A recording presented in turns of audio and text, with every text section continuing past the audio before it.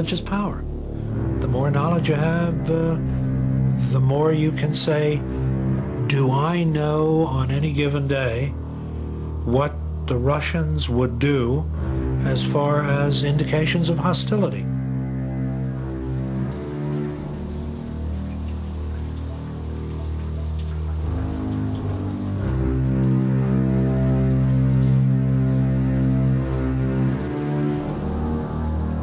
There was an absolute certainty. All the Russians were 10 feet tall. They were all evil. They ate little children. They were just about the killers of the Western world. In the early 1950s, as Cold War paranoia swept through America, the CIA formed a special technical division to steal secrets directly from the mouths of the communists. Working with cumbersome technology, which was hard and exhausting to hide, it was their job to plant listening devices in Soviet bloc installations the world over. Glenn Whidden was one of the first to become an eavesdropper for the CIA.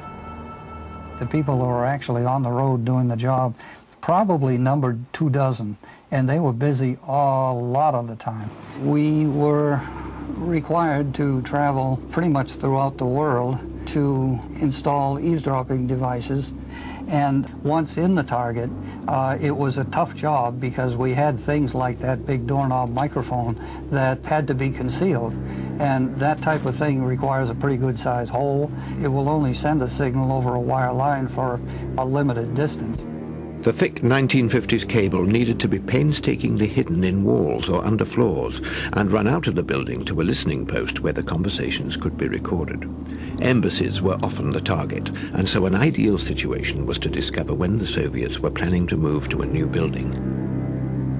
The agency's job was to find when those moves were going to take place and then to give us enough chance to get there before occupancy to make the installation. I much preferred to work alone because if I heard a strange sound, I know it wasn't me and it wasn't anybody with me. I used to frequently made surreptitious entries. I do it in a business suit because if you were observed in the vicinity of the target, you might not arouse as much suspicion as you would if you had all black with a ski mask. I have left targets soaking wet from perspiration and literally having lost perhaps 10 pounds of weight. Often it was impossible for intelligence agencies to gain access to the buildings or rooms they wanted to bug, so special tools were developed to allow them to plant bugs through the walls of an adjacent building. 40 years ago, Lee Tracy installed bugs for Britain's Foreign Intelligence Service.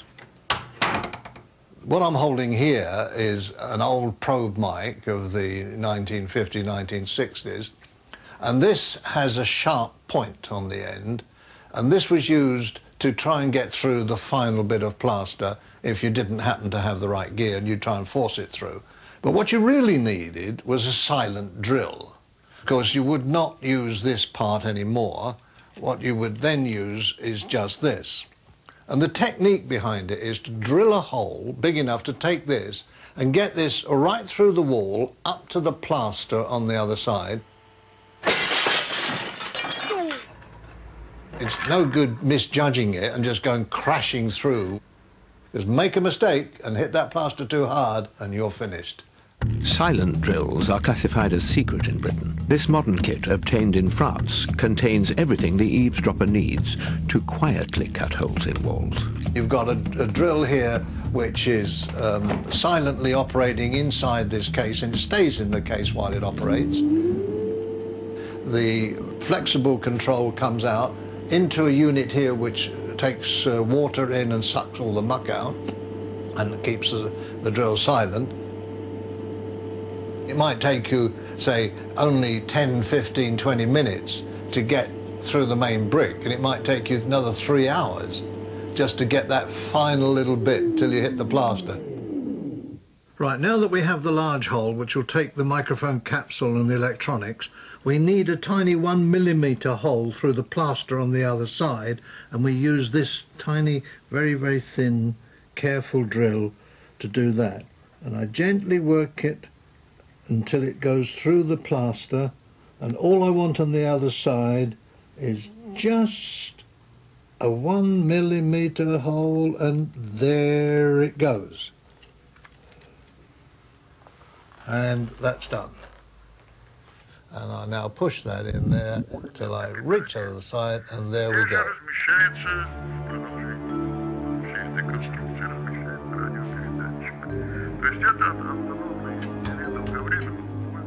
In the 1940s, the problem facing intelligence agencies was how to bug rooms they couldn't get anywhere near, like an ambassador's office. But in 1948, the Russians solved the problem and created a revolutionary bug which they concealed in a carving of the Great Seal of America. They presented the American side with this eagle, and, which was put on the wall of the office of the American ambassador. What the American ambassador didn't realize was that hidden behind the eagle's beak was a transmitting bug which had no batteries, no microphone, and needed no wires. Called a passive cavity resonator, it was activated remotely by a powerful radio beam which it reflected back out of the building, carrying with it the ambassador's conversations. The device, as I understand it, was in place for 3 or 4 years before it was discovered. It also caused enough of a flurry over here so that we spent, I would say, literally millions of dollars to try to develop detection equipment that could be used to detect that sort of thing if it appeared or was in use elsewhere. It turned out that, in our experience at least, it wasn't used anywhere else. But the Americans weren't the only target of the KGB.